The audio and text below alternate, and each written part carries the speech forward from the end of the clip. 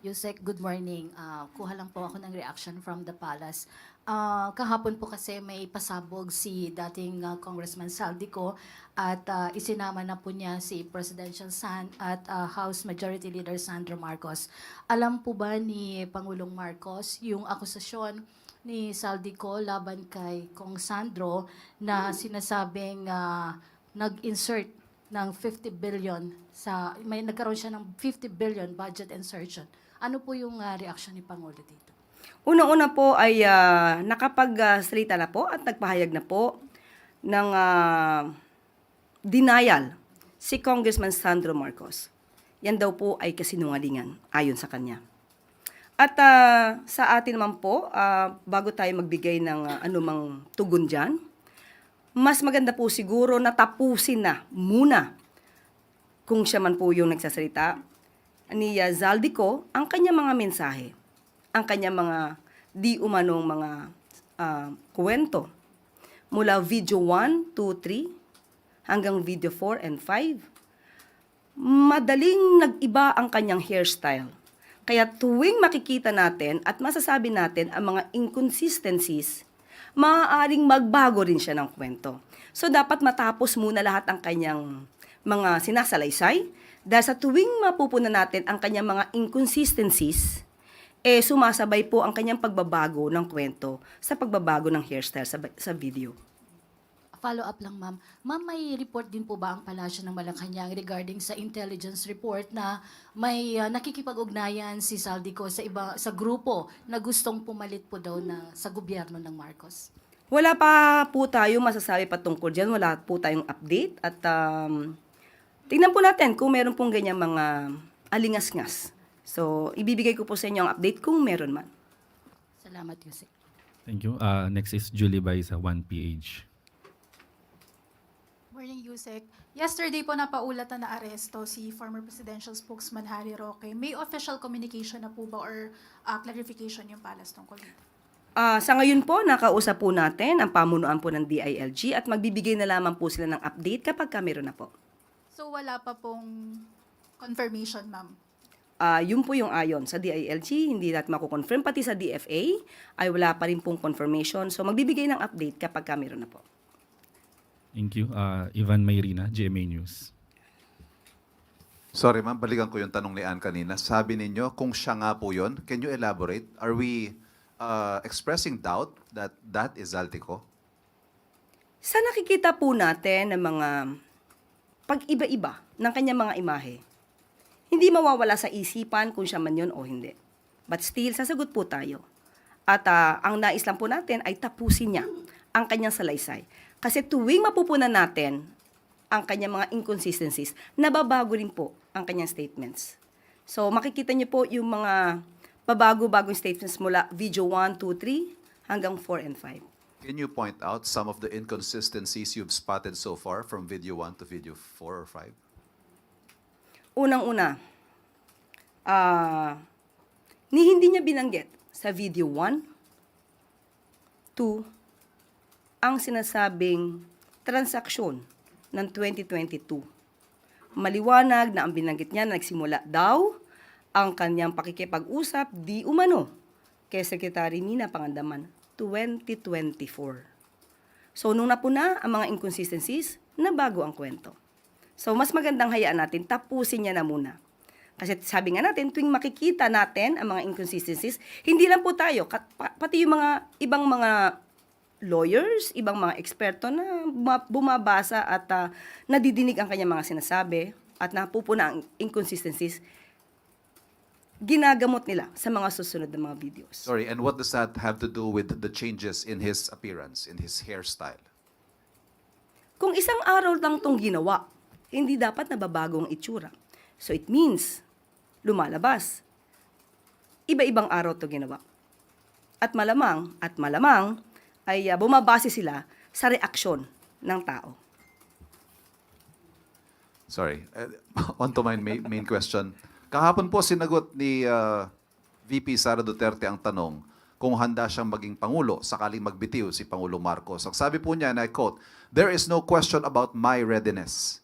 Does the President have a message to the Vice President expressing her readiness and willingness to take his place?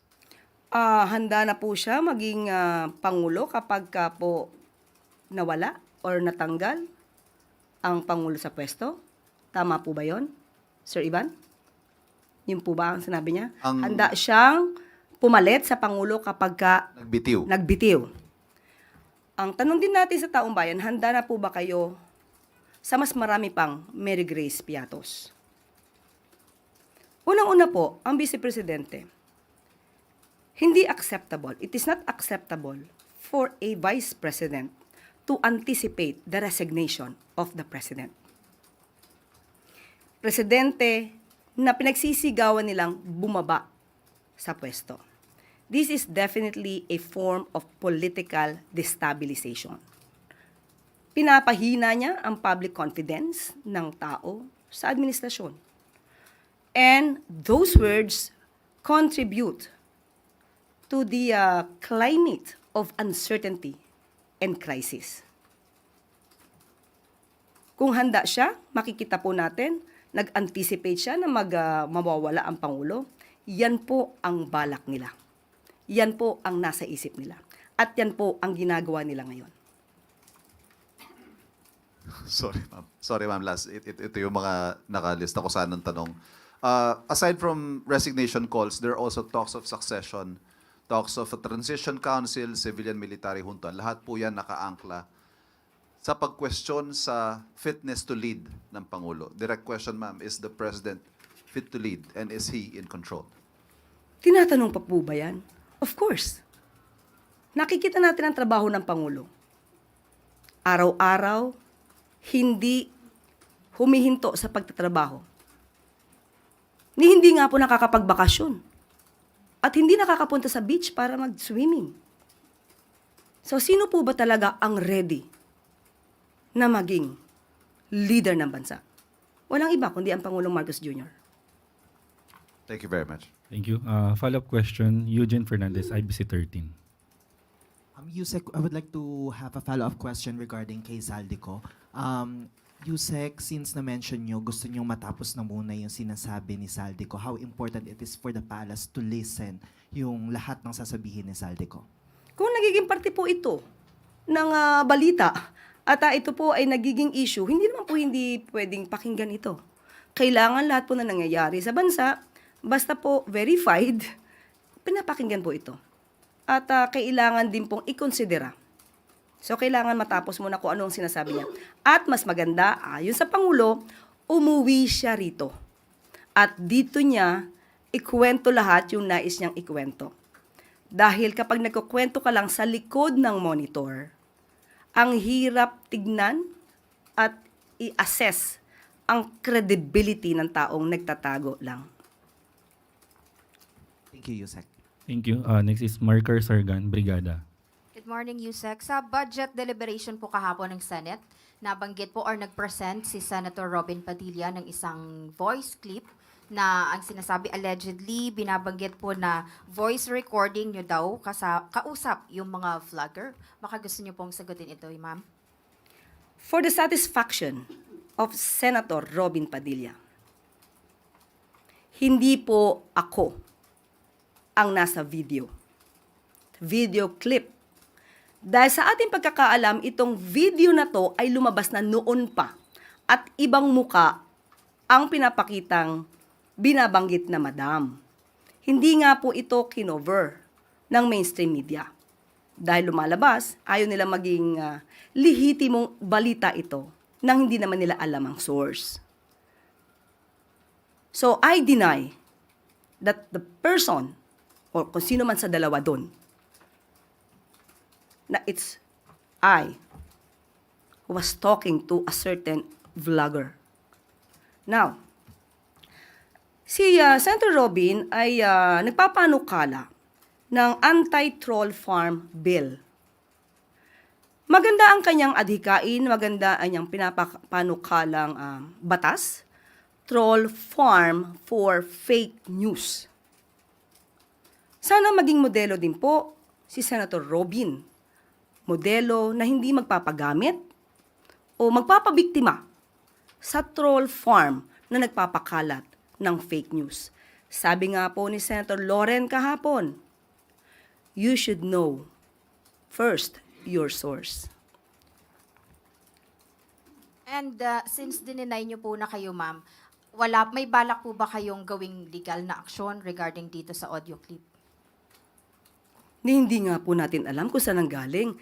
Mas maganda po itanong niyo po sana kay Senator Robin, saan niya po ba nakuha ito? Anong source ito galing? Sa ating pagkakaalam, hindi ito galing sa mainstream. Kung galing ito sa mga troll, obligasyon niya pong magsabi kung saan yung source. Thank you. Next is Ana Bajo, GMA News Online. Morning, ma'am. Ma'am, do we expect more changes in the cabinet amid the ongoing performance review po na sinasabi niyo naman po na regular po siyang ginagawa? Hindi pa po nakakapagbigay ng update sa atin. Sa kasalukuyan, wala pa pong ganun. Wala pa pong muling balasahan. But ma'am, meron na kaya tayong ipapalit sa PLLO o sa PEA, NK, and sa CPLA, ma'am, Chief Presidential Legal Advisor? Kapag nabigyan na po tayo ng update, isi-share ko agad sa inyo. Pero how about ma'am shortlist? Kahit po shortlist. Wala pa nabibigay sa atin. Ma'am, thank you po. Thank you. Next is Ivy Reyes Billionario. Morning, Yusek. Ma'am, we understand that all decisions made by the ICI are entirely up to them because they're an independent body. But since the ICI is the President's initiative, may we know if Malacanang is confident in the ICI's commitment to live stream hearings? Kasi po, simula nung ilabas yung guidelines last week, lahat po ng resource persons nag-request for executive sessions, meaning they're not live streamed. And if we would just let resource persons, especially public officials, have their way in participating in these investigations, doesn't that defeat the purpose of transparency? Mahirap pong pangunahan ang mga alituntunin, ang polisiya ng ICI.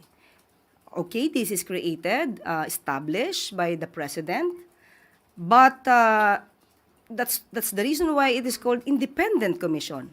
Sila po ang magsasagwa ng kanilang mga procedure. At malalaman naman po ng ICI yan kung ano po ang hiling ng tao.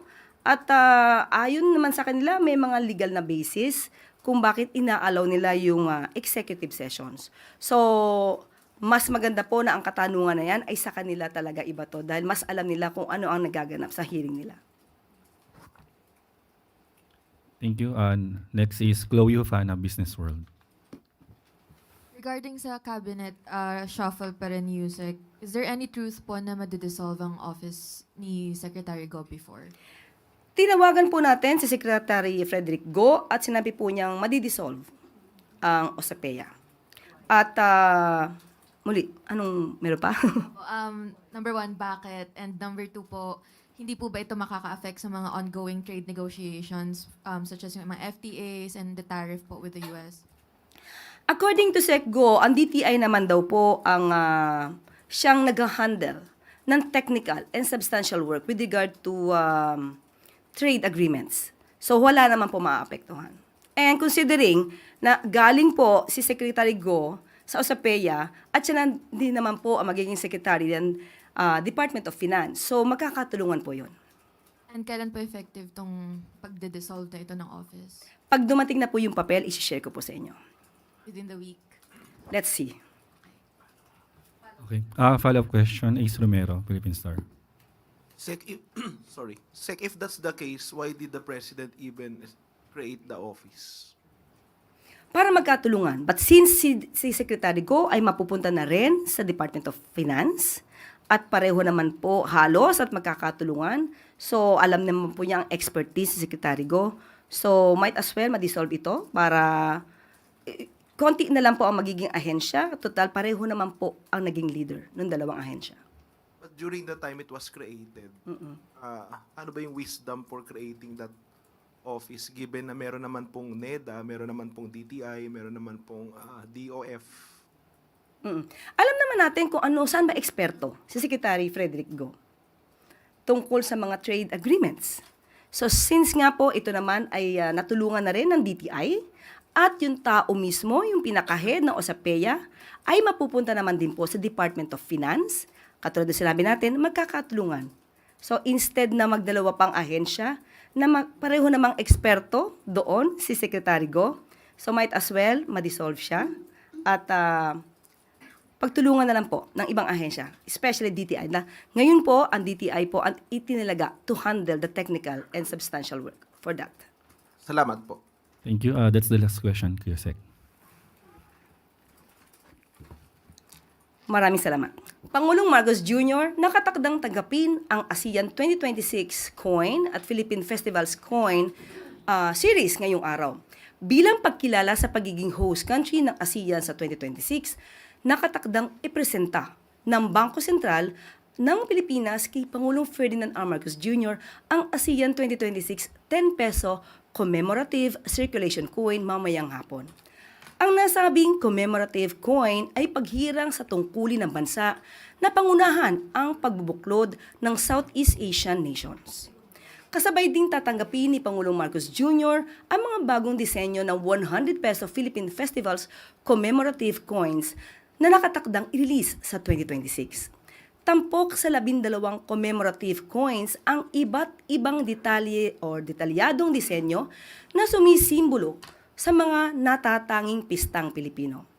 Nilalayo ng mga commemorative coins na ipagbunyi at ipagmalaki sa buong mundo ang ating makulay na kultura, mga tradisyon at pagdiriwang. Huwarang lokal na pamahalaan at DILG regional offices nakatakdang parangalan ni Pangulong Ferdinand R. Marcos Jr. ngayong araw. Pangungunahan mamayang hapon ni Pangulong Marcos Jr. ang Subay Bayani Awards 2025 kung saan paparangalan ang siyam na local government units o LGUs at 3 regional offices ng Department of Interior and Local Government. Layunin ng nasabing parangal na kilalanin ang mga LGUs na nagpamalas ng natatanging husay sa paghihikayat sa taumbayan na makilahok sa mga programa ng pamahalaan at sa mas bukas na implementasyon ng local infrastructure projects. Kinikilala din ng programa ang naging ambag ng DILG regional offices sa pag-monitor sa mga initiatives ng mga LGU. Ang siyam na mga LGUs na paparangalan ay ang Mountain Province, Aklan, Zamboanga Sibugay, Pasig City, Science of Muñoz, Victoria City, Victoria Oriental Mindoro, Sumilaw Bukidnon at Magpet Cotabato. Samantala, ang 3 DILG regional offices naman ay ang National Capital Region, Eastern Visayas at Sorsogon. Ayon kay Pangulong Marcos Jr., mahalaga ang papel na ginagampanan ng mga LGUs at DILG regional offices upang masiguro na nababantayan ang mga proyekto ng pamahalaan. Ang Subay Bayani Awards 2025 ay itinatag noong 2021 na may layuning palakasin ang local transparency, accountability at participatory decision-making ng local government units. At dito na po nagtatapos ang ating press briefing. Magandang araw para sa bagong Pilipinas.